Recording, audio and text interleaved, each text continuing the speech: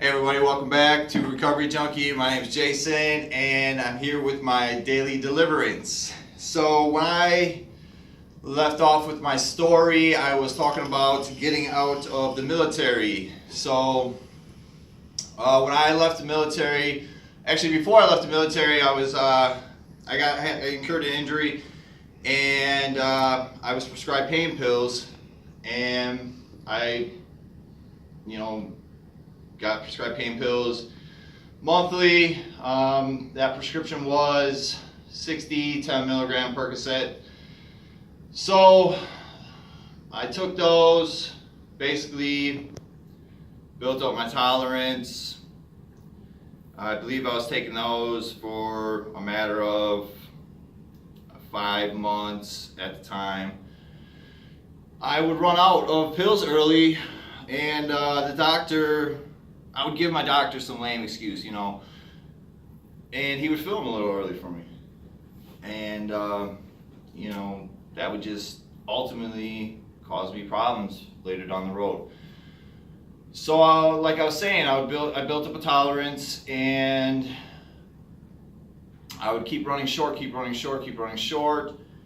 Well, my doctor, he eventually kind of was like, dude, what's going on? He kind of was worried and was kind of catching on, not really saying, hey, you might have a problem or anything like that, but he was just saying, I can't keep filling the prescription for you early.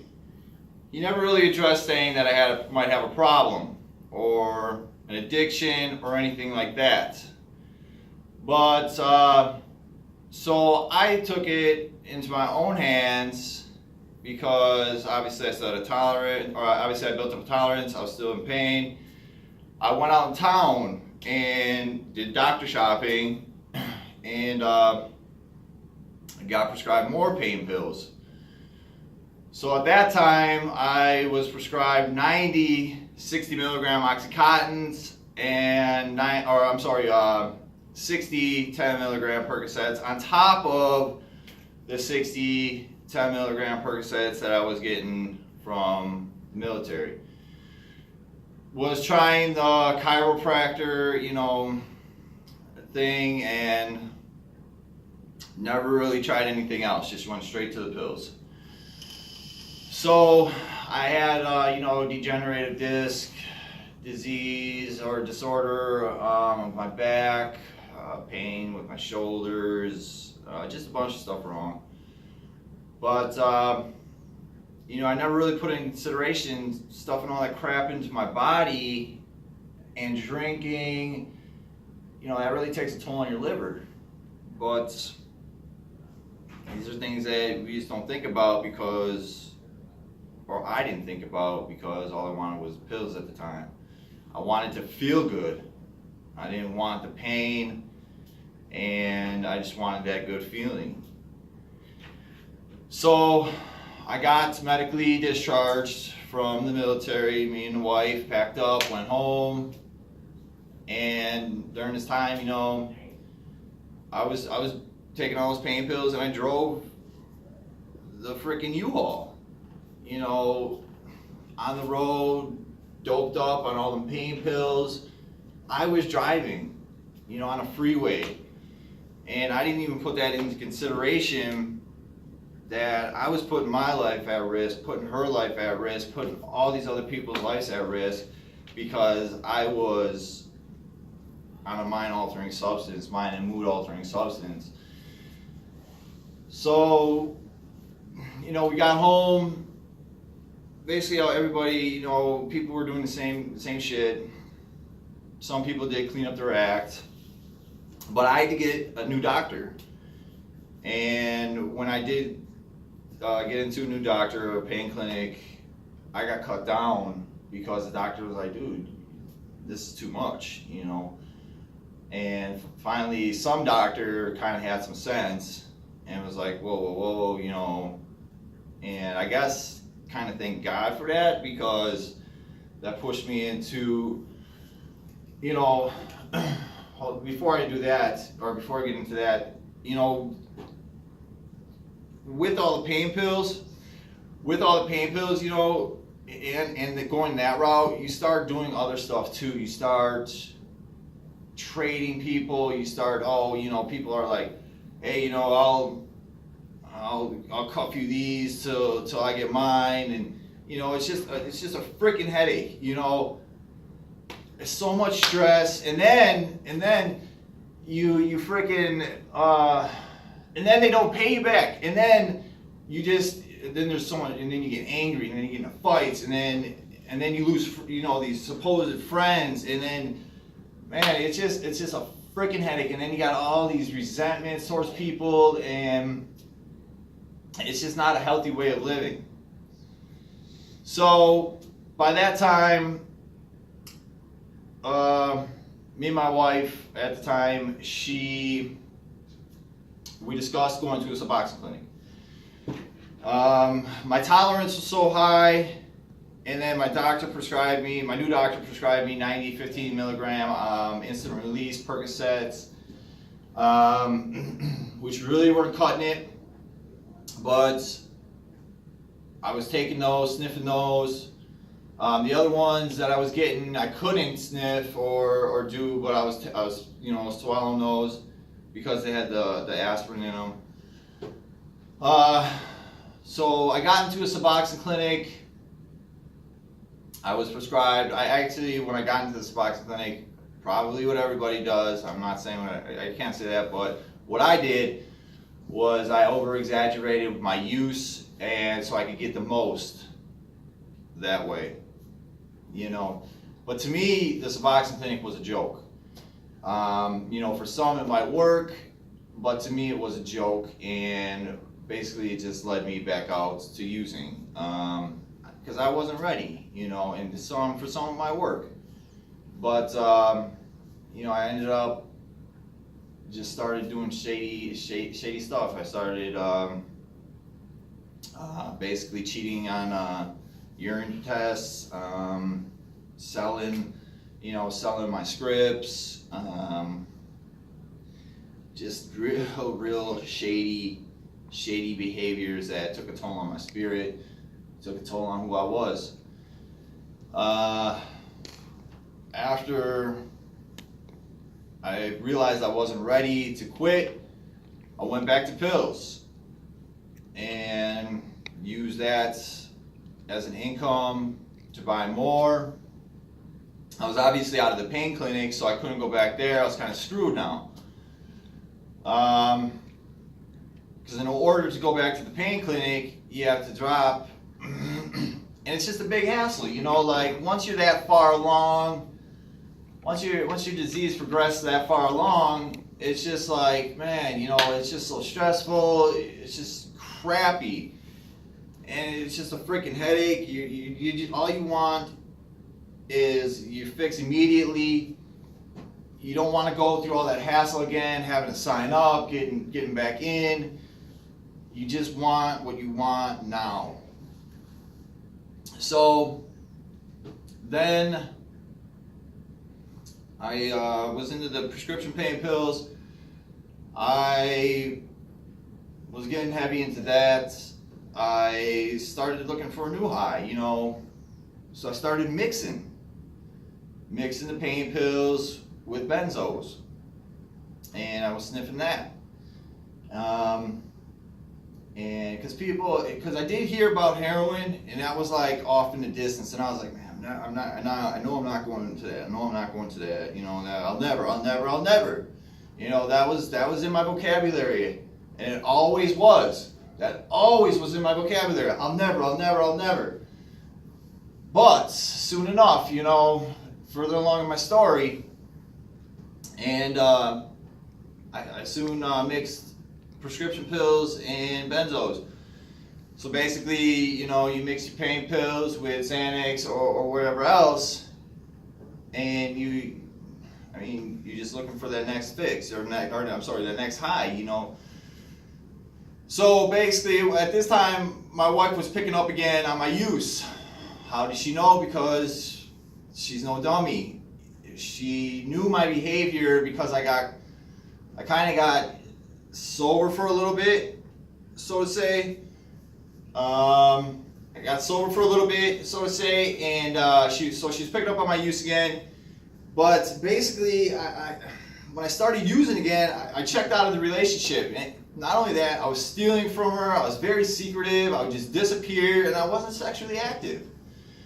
So, at that time, she was very concerned about me. She didn't know what to do. She turned to an interventionist, and I remember this day perfectly. So April 7th, 2013, I went over to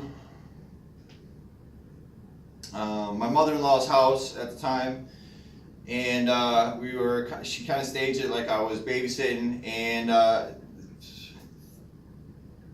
or that we were supposed to babysit, and all of a sudden I went upstairs and my family was sitting there, and I was confused. I was wondering why my family was sitting there. I thought I didn't know what was going on. I really didn't know what was going on. There was a lady that I didn't know there.